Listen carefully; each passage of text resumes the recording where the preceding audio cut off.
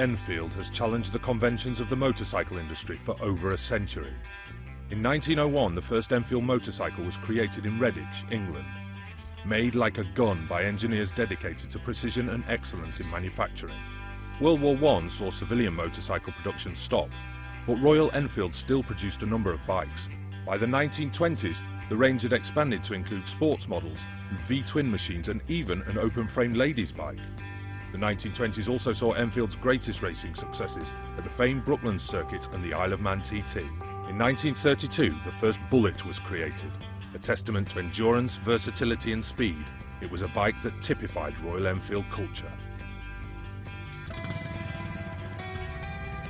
World War II led to another change in the business, with a secret factory being built in southern England. The best-known Enfield product of the time was the Flying Flea, a 125 that was light enough to parachute into enemy territory. In 1953, Madras Motors was charged with buying some motorbikes for the Indian Army. There was only one choice. 750 bullets were bought as champions of the harsh environment. At this time, a prodigious talent sat atop a Royal Enfield in the form of Johnny Britton. Humble and tenacious, he was the human embodiment of Royal Enfield. His attitude and success across the grueling six-day trial event further showed Royal Enfield's guts and that these bikes were built to last. The 1950s also gave birth to some great feats of engineering with the creation of the Crusader and Constellation. By 55, Madras Motors had a license to manufacture the Bullet. Enfield India Limited was established. The 60s saw the birth of the 750cc Interceptor, as well as the landmark Continental GT Cafe Racer. The GT was a response to change in attitude towards motorcycling, a youth quake that helped create an exciting and attractive bike for the legions of young men now taking to the roads. Meanwhile, Bullet production flourished in India. By 77, Indian-made bikes began to be sold in the UK to meet a demand from a newly formed classic motorcycle movement. The 80s saw Enfield's export markets flourish, with European distributors supplying the bike to a new generation of enthusiasts. The 90s were a decade of reappraisal. New bikes, new owners and new attitudes. An international tourist industry developed around the timeless Bullet too. Tour organisers set themselves up to take groups into the Himalaya, across the Rajasthan desert and into the backwaters of Kerala. Riding a Bullet in India became a must-do for many bike enthusiasts. In 2005, the Indian factory celebrated 50 years of production, with the legendary Bullet remaining an icon of the Indian highways. The recent technology-driven economic boom in India has produced a new generation of Royal Enfield riders. Known as Bulleteers, the relationship these riders have developed with their motorcycle and its heritage is more than a hobby. It's a way of life. November 24th, 2011 marked the beginning of a new chapter in the history of this iconic brand, as the foundations for the company's second factory were laid in Oragadam, the industrial heartland on the outskirts of Chennai, completed in a record time of 11 months. In addition to increasing capacity, the Oragadam plant has been designed to optimise cost of production through relevant automation, yet it retains the human craftsmanship that is distinct to the iconic Royal Enfield brand. The plant features a groundbreaking new CED paint shop with a painting capacity of 600 motorcycles a day, a robotic painting and powder coating system to ensure consistency and less wastage, and capacity for producing one motorcycle a minute or over 800 a day across 2 shifts. But at the same time, processes such as the legendary pinstriping continue to be done through craftsmen who lend that special human touch to each motorcycle. The Royal Enfield Bullet is the longest running motorcycle model in continuous production, a testament to its design and character. However, it is the classic design of the 60s that Royal Enfield is now revisiting, responding to another change in attitudes towards life on 2 wheels. September 2013, the Continental GT became a part of the Royal Enfield product family. It heralds another evolutionary step for Royal Enfield. Looking to its past, they have created a beautiful machine for the future, one that's classic and modern, and will continue Royal Enfield's epic journey.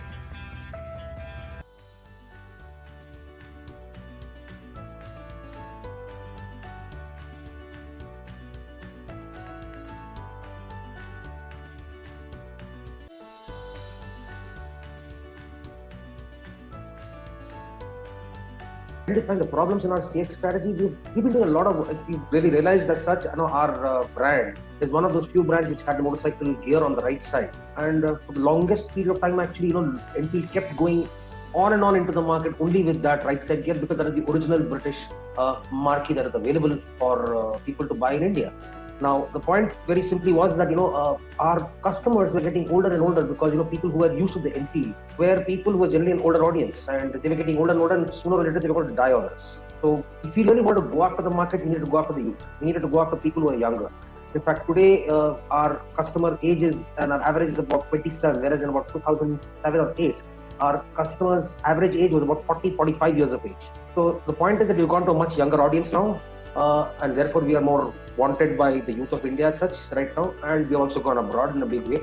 We are now present in about 52 countries, if I'm not mistaken. That's the last count as of March. After that, we will further on, we will be growing further and further. Now, the first change that actually Siddharth did way back in 2004 was about changing this entire gear from the right side to the left side. And why was that an important thing? It was simply because we were playing only 1% of the market. We wanted to be playing at least 100% of the market, right? You can't just be playing in 1% of the market and hope to make a mark in that at the end of it. So what we did is the first thing that we changed in the product experience, customer experience, was the product itself. So that was the first change that we did. Post that, we realized that, the desire to own an Enfield really went very, very high to people, because suddenly they were not alienated by the right side gear. So we had unprecedented demand suddenly for the classic. And even, as you know, there are legendary stories of how many months of waiting has been happening on Bullet, right? The Bullet and the Classic, for example. Some people have waited for up to a year and a half to get their motorcycle. So one, we needed to up our production. Two, we needed to improve our number of retail points. So we got into Oragadam, which is our second factory, and simultaneously we also started our retail expansion. Now, retail expansion, the big thing that really happened was that we went far and wide, and we were at about 200 stores. 200 stores, we have taken it today to about 900 stores. But it's been gradual. Every year we've been putting up close to about 150, 200 stores. And the big jump really happened between 2012 and 2014. Now, because these stores were coming up, these stores were all projecting a different kind of entity to the customer at different points. Each store was different. So first thing we needed to have is we had to have a retail standardization. A standard retail identity needed to be made. So that's when we actually got to design, figured out how to make our stores look extremely premium, extremely inviting for people to come in and justify the kind of costs that people are actually spending on motorcycling at a Royal Enfield store. We got into gear as well at that point in time, lifestyle gear, lifestyle accessories. Then we got into genuine motorcycle accessories as well. These were new product lines that we actually got into for in retail. The point again was that, because of the waiting period, there was an unending line of people who were trying to buy a motorcycle from us. And therefore, it was very important for us to ensure that when there is no competition, it is better to prepare yourself for competition.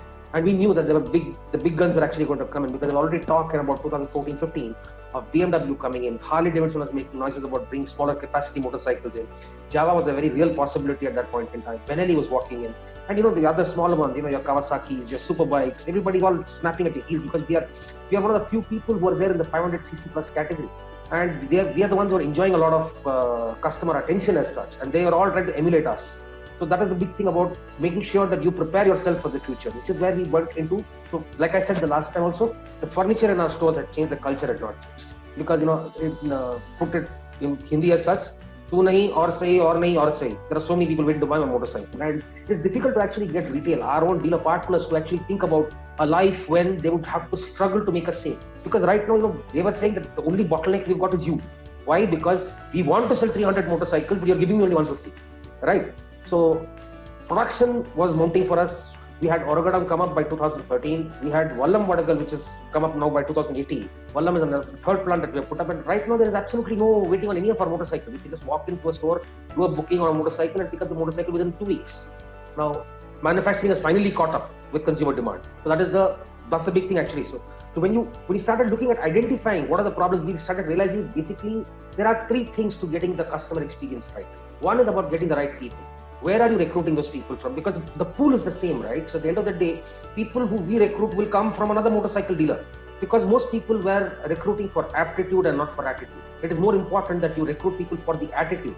Because you can always teach the skills to the person, but you will not be able to give him an attitude that is required to give the right customer experience to the customer. So one, we got the right people in by started looking at where should we recruit from, what kind of profile should we get into, what are the psychographics of each of the roles, how do we actually get the guy to be the right fit. We did a lot of work on that. That is one. Second thing was about driving the right behavior from these people. So then that means you're talking about now training, you're talking about classroom training, you're talking about on-the-job training, you're talking about coaching on the job, you're talking about continuous improvements through the learning management system. And then we still had problems. Why? Because there was still a lot of ambiguity available to the customer.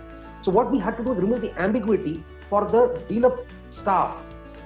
What is step 1 to step 2 to step 3 to step 4? How do we can't keep asking people to remember what is step 1, 2, 3, 4, 5, 6, 7, 8, 9, 10. It has to be automated. It has to be tech-led. So which is when we started looking at designing the entire dealer management system. The dealer management system before used to be just 2 people, 1 person in service and 1 person in sales, used to access the dealer management system just to say, okay, this motorcycle has been sold.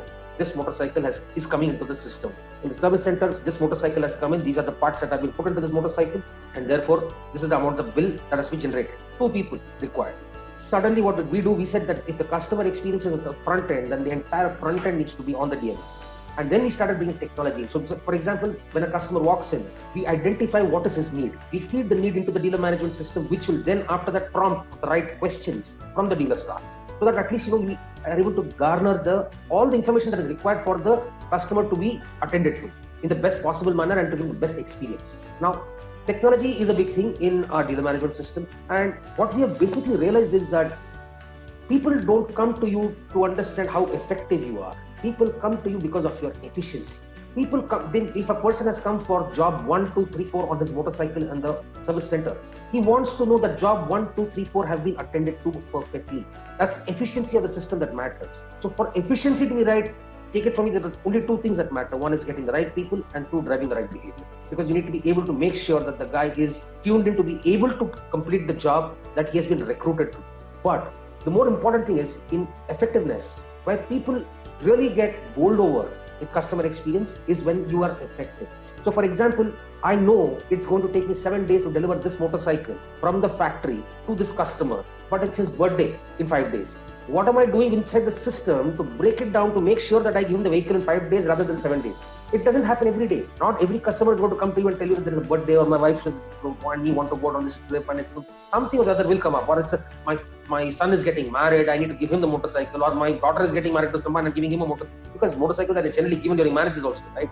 Now, these are things that we need to figure out how we are going to break the system. That is more important for us. So breaking the system is when you become effective, but you can't write an SOP for that ever. I can't write a standard operating procedure into how to break the time. I've already said that the SLA to deliver a motorcycle is 7 days. Now, somebody is saying that I want to get this done in 5 days. But somebody is going to break a lot of things in the system to make sure this is done. How does he break it? Make sure that it happens and he's effective to that customer and he brings delight to that customer is what is more important. For that, the attitude of the person is more important rather than his aptitude. He needs to be able to crack the entire system to make sure that he's able to deliver. Yeah, so that's unique CX strategy is simple. We want to be effective. Why? Because effectiveness will drive loyalty and word of mouth. That is why it is important for us to be effective. But that loyalty and word of mouth will drive customers back to us, not to taste the same effectiveness. They are coming back to us to taste our efficiency, which is why it is very important that your people are trained on the ground to ensure and deliver exactly what the customer wants from him. So that's my second one. As far as like I told you, from a CX strategy perspective, from a futuristic perspective, what are we doing that is extremely different? See, what we are doing right now for the DMS, getting a technology to enable all kinds of answers to the customer and to dictate to the staff what they have to do in terms of a process from point 1 to point 2 to point 3 to point 4 is completely tech-led, which means, I mean, this is unheard of in the motorcycle industry. You will not hear of this anywhere. So point number 1, if you go to a Harley or you go to a Triumph, for example, they don't need to do it. They sell about, let's say, maximum of 2 motorcycles in a day, right? They will probably sell, one dealership will sell probably 15 to 20 motorcycles in a month, not more than that. But doing 20 motorcycles in a month, it really doesn't make sense for them to have a completely tech-led DMS system like this, which tells you exactly what has to do to remove ambiguity. Where it will be more useful is most probably in a mass market brand like your Hero, your Bajaj, your Yamahas. These people are they're going to be more tuned into wanting something like this. But the point is the customer even required? Does he even want that kind of level of experience at those stores? You'll never find somebody who goes into a store, in an Enfield store, for example, and asks basic questions on technology or what is the BHP or what is the CC of the motorcycle. Because in this category, we are one of the most researched brands.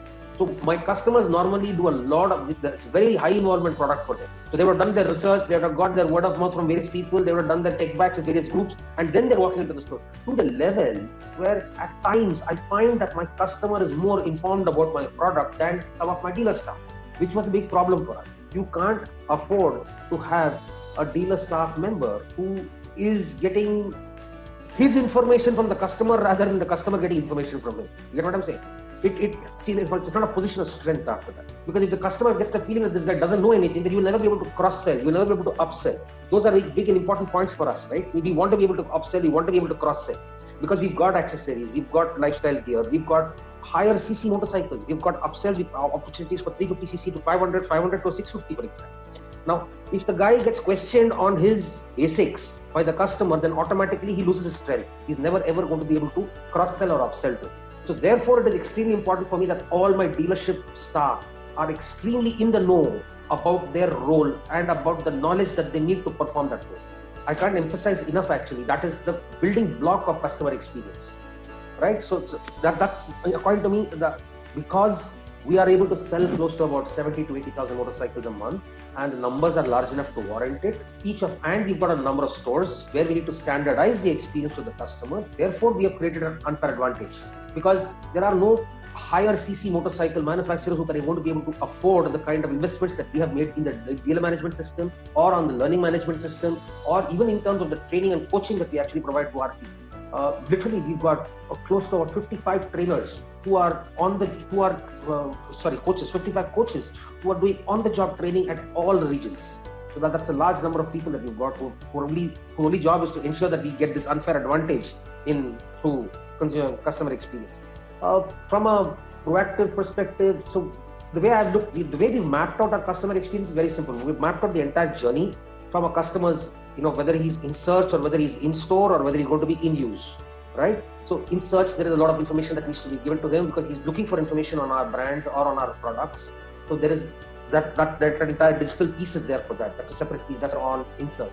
In store, we map the entire journey out from the entry of the person into the store. So because typically in a motorcycle / automobile purchase, let me put it this automobile purchase, normally a customer would come back to a store at least 4 to 5 times. First time he walks in, he may take a test drive. 2, he may ask for a test drive with say I will come back for a test drive with my wife because she's going to be sitting on this motorcycle with me, or I need to show it to my dad, so I'll bring my father back with me. Second is when he wants to book the motorcycle. The second time the person comes in with his father or whatever, that's the second time. Third time he books the motorcycle. Fourth time he will figure out the finance required for that motorcycle. Fifth time is when he will take delivery of the motorcycle. Sixth time is when he will get the registration of the motorcycle. So you understand, so there are at least 5 to 6 trips at least that a customer needs to make, and each of these are return trips. So you need to map out exactly who's going to be talking to the customer at all different points of time. So for example, we rely a lot on technology. So for example, if a customer has walked into my store and he's talking to one of my dealership staff members, on the dealer, that whenever this customer calls the store number, the call will get routed only to that person. It will not go to anybody else. So it's a single person, single point of contact for him till he finishes booking. The minute the booking gets done, automatically when he calls the same number, the number will no longer go to that customer, it will now go to the booking delivery. Post delivery, it will automatically get mapped to the service advisor. So the next time he calls that number, it will automatically go to the service advisor. So you understand what we have done? He doesn't have to say multiple numbers. He just needs to keep calling the same number, but automatically, depending on what stage of relationship he's there in that journey, automatically he will get slotted at various different people across the spectrum. So that's one. 2, when he walks into the service center, what we have realized is there are only 3 things basically which the customer is looking for. He wants to know, every customer who walks into a service center wants his vehicle to be taken within 5 minutes. He doesn't want to wait, but he doesn't want to take he doesn't want to take a appointment as well. He thinks it is his birthright. I have walked into the store and the vehicle should be taken in 5 minutes. It's not going to be possible, especially on a weekend when you have huge crowds. It's not going to happen. But the point is, when he walks into the store, he's also not told that it's going to take 1 hour. That is the problem. The problem is not that it is taking 1 hour. The problem is that he's not being communicated that it will take an hour for him to get.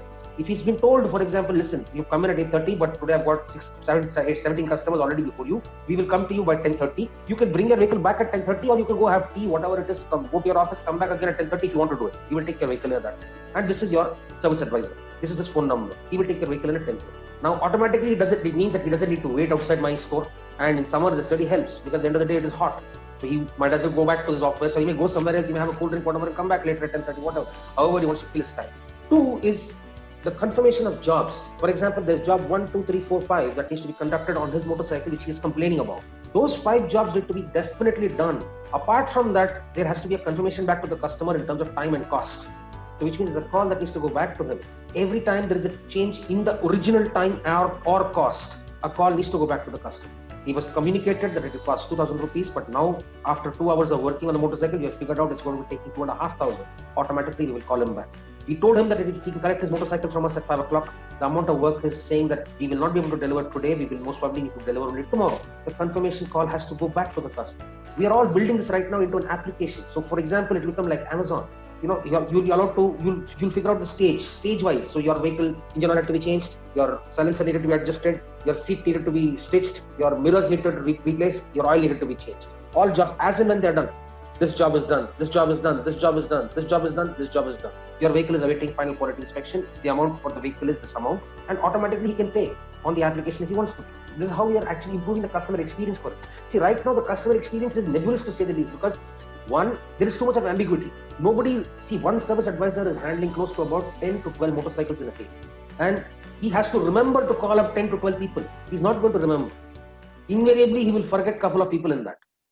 1990s were a decade of change and reappraisal. With the India-owned Eicher Group's acquisition of the legendary brand came new models, new engines and new attitudes. In 1997, Royal Enfield's Himalayan Odyssey was born. 40 Royal Enfield motorcycles toured the world's highest motorable pass, setting a precedent for spectacular journeys in some of the world's most difficult and varied terrains. During the first decade of the new century, an international tourist industry developed around these timeless machines. Tour organisers set themselves up to take groups into the Himalayas, across the Rajasthan desert and into the backwaters of Kerala. This meant riding a Royal Enfield in India became a must-do for many motorcycling enthusiasts. In 2005, the Indian factory celebrated 50 years of production, another testament to Royal Enfield's endurance. In November 2009, Royal Enfield launched the Classic with a new unit construction engine which became an instant hit across the world. This quickly became the most important catalyst in propelling the next phase of growth for Royal Enfield. November the 24th, 2011 marked the beginning of a new chapter and the development of the company's second factory, a new state-of-the-art facility in Auragadam on the outskirts of Chennai. Through innovation and automation, the plant can produce 1 motorcycle a minute. But human craftsmanship has not been forgotten. With processes including the legendary pinstriping, Enfield retains the handcrafted detailing synonymous with the brand. In September 2013, the Continental GT became a part of the product family. Looking to its past, Royal Enfield created a beautiful modern classic for the future. The Continental GT is a reflection of Royal Enfield's ambition to become a global leader in the mid-size motorcycle market. Towards this, Royal Enfield has in the recent years expanded its footprint across nodal cities such as London, Jakarta, Paris, Madrid, Dubai, Bogota and many more with exclusive brand stores, while establishing a wholly owned subsidiary presence in strategic markets like North America. In addition to enhance its product capabilities, Royal Enfield is setting up 2 new technology centres, one in Chennai in India and another in Leicester in the UK. To meet the demands of this new but rapidly growing segment, the brand has made a conscious decision to increase production by approving the development of a 3rd plant in Valum Vadagal in Tamil Nadu, India, which will increase the total annual production capacity to 900,000 motorcycles by 2018.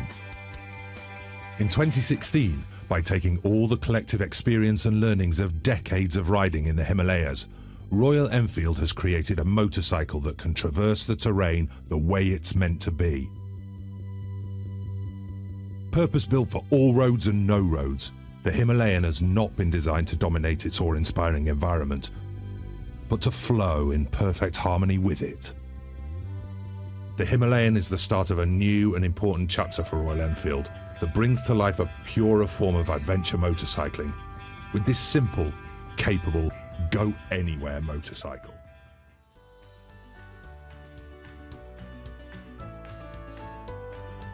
The strategy will always be simple. The strategy is to be efficient and effective. That's it. but the tactics that we will use for customer experience will be different. So for example, I give you this example some time back also, if I remember right. 30 years back, customer experience was brilliant if you were getting a motorcycle in 7 years, because the waiting period was 7 years to get a motorcycle. So imagine the day your waiting period dropped to, let's say, 6 months. How happy would you have been? Wow. But today, that is not acceptable. 20 years back, it was not acceptable. People getting a test ride on a motorcycle was great. Wow, they're letting me ride the motorcycle before I buy it. Today, it is hygiene.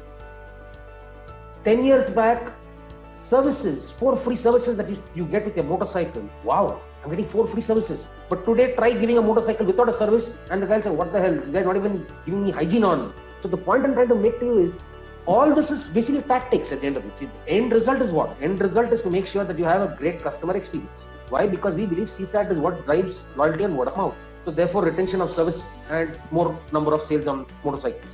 But the point is, the tactic is a continuously moving one. So what works today, like for example, when I deliver a motorcycle today, I make sure that there is a checkered flag outside, the guy is sitting on the motorcycle, there's a photograph taken, we get given the motorcycle, we flag him off and he goes away, right? So it's a great tactic. But what happens when everybody else starts copying it? Because take it from me, most customer experience strategy has been copied. That is how it has become hygiene, right? Today, everybody gives 5 free services. Not one person gives nothing. Everybody gives it. It's become hygiene in the industry.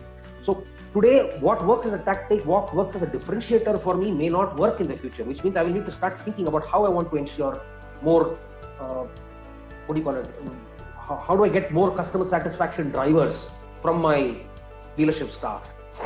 So that is the important thing to remember.